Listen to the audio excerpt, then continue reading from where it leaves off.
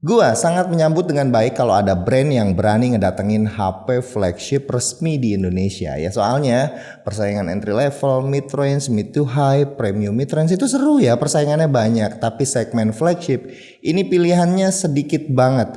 Makanya gue sangat antusias waktu ikutan hunting foto experience ke Bali menggunakan HP Xiaomi yang resmi di Indonesia. Apalagi kalau bukan Xiaomi 14 Leica.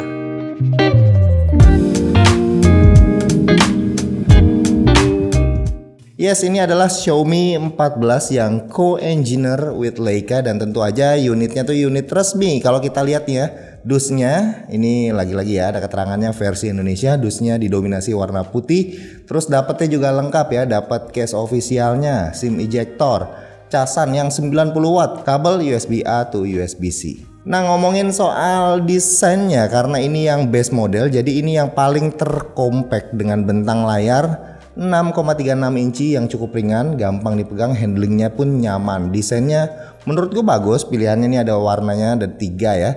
Warna putih seperti yang gue pegang seperti ini, terus ada warna hitam dan warna hijau. Nah yang warna putih dan warna hijau ini glossy, dan untuk yang warna hitam dia hitamnya matte ya. Dan gue sempat bikin polling di Instagram, sepertinya audiens Droid Lime itu lebih suka yang warna hitam, mungkin kelihatan lebih kalem aja sama finishingnya matte. Meski dia versi yang basic, kecil, compact, tentu Xiaomi nggak main-main ya kalau bicara soal spesifikasi, tetap menganut aliran mending Xiaomi. Ya betul, semuanya kelas wahid. Secara desainnya juga udah cakep, bahannya solid, back glass ini Gorilla Glass Victus di layar juga, dan sudah mengantongi proteksi IP rating 68. Chipsetnya ini pakai Snapdragon 8 Gen 3, RAM-nya 12GB, storage-nya 256, dan displaynya juga gorgeous ya. Ini udah pakai LTPO OLED 120Hz dengan maksimum brightness di 3000 nits. Speakernya udah stereo mantap, vibrating motornya kece, dan mengantongi semua sertifikat buat nikmatin konten dengan kualitas yang tinggi. Netflix dan kawan-kawannya bisa dinikmatin dengan asik banget. Instagram itu secara native kameranya bisa pindah-pindah lensa ya ke ultra wide, which is ini udah sama nih kayak Google Pixel dan Samsung Galaxy S24 series. Ya intinya secara keseluruhan ini adalah bentuk mending Xiaomi yang dihadirkan oleh Xiaomi Indonesia untuk kita-kita semua orang Indonesia. HP resmi punya spek canggih, tapi yang paling canggih ini justru dari sisi kameranya yang pengen gue bahas duluan nih mengenai hasil foto secara kualitasnya. Nah kalau di atas kertas lagi-lagi Xiaomi kan udah pasti ya ngasih spek yang kece. Triple kamera ini di bagian belakangnya dengan setup semuanya merata 50 megapiksel. Kamera utamanya itu Light Fusion 900 image sensor, terus ultra wide-nya 50 megapiksel, aperture-nya f2.2. Kamera telefotonya 50 megapiksel f2.0, dan yang menarik justru nih dari sisi lensanya yang berkolaborasi bersama Leica.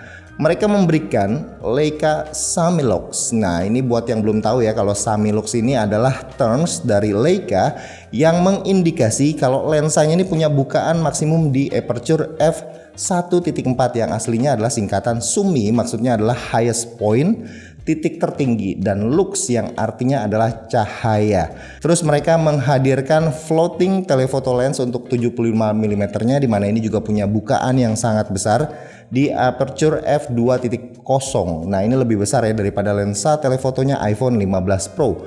Lensa telefotonya juga punya minimum focus distance yang pendek ya di 10 cm. Nah ini bisa dijadikan buat motret makro.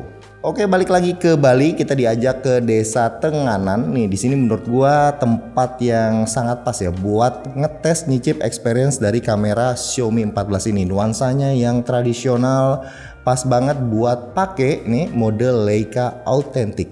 Jadi kita nikmatin dulu aja foto-fotonya berikut ini.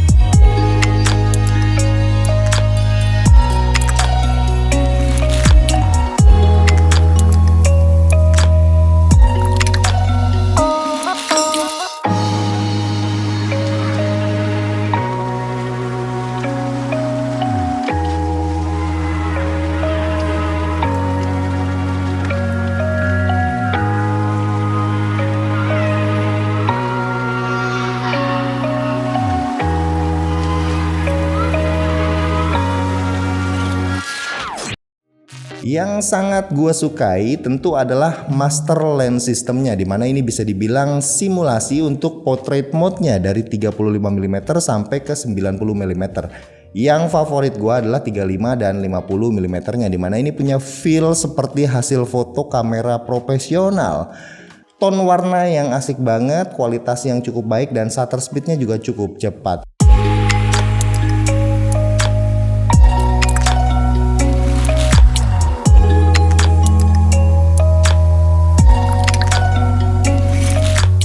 Interface kameranya juga sangat lengkap, modenya banyak, tapi yang bakal jadi nilai jual dari kamera HP ini adalah kemampuannya untuk menangkap momen dengan yang cepat gitu ya. Dan ini cocok untuk para street photographer atau siapapun yang suka sama segmen portrait.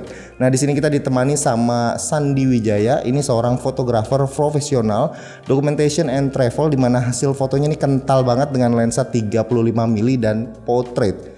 Tips dari beliau saat memotret adalah usahakan itu diturunkan exposure value-nya beberapa step supaya hasilnya itu sedikit lebih under dan lebih pekat dan deep kontrasnya. Contohnya seperti hasil beberapa foto berikut ini. Gue sendiri banyak menggunakan lensa 35 dan 50, dimana ini adalah main lens di lensa normal dan telefotonya.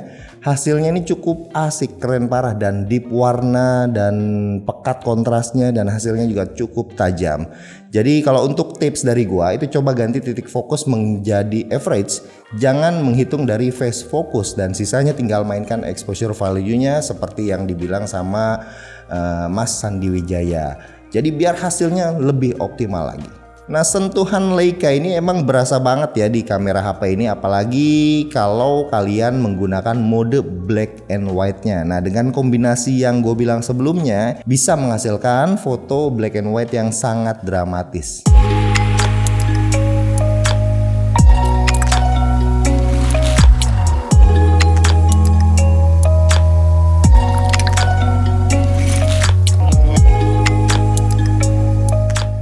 Jadi fotografi sebenarnya adalah seni menangkap cahaya. Itu nggak ada aturan yang pasti, mau framingnya seperti apa, komposisinya kayak gimana, semuanya ada di pikiran kalian. Dan hasilnya kalau foto itu nggak bisa dinilai sama angka-angka, semua tuh bisa kalian rasakan sendiri. Masuk kita ke perekaman videonya. Ini semua lensanya sudah support up to 4K 60 fps, termasuk di kamera depannya nih, kece nih, kamera depan bisa 4K 60. Tapi bisa ganti-ganti sambil rekam gak bang?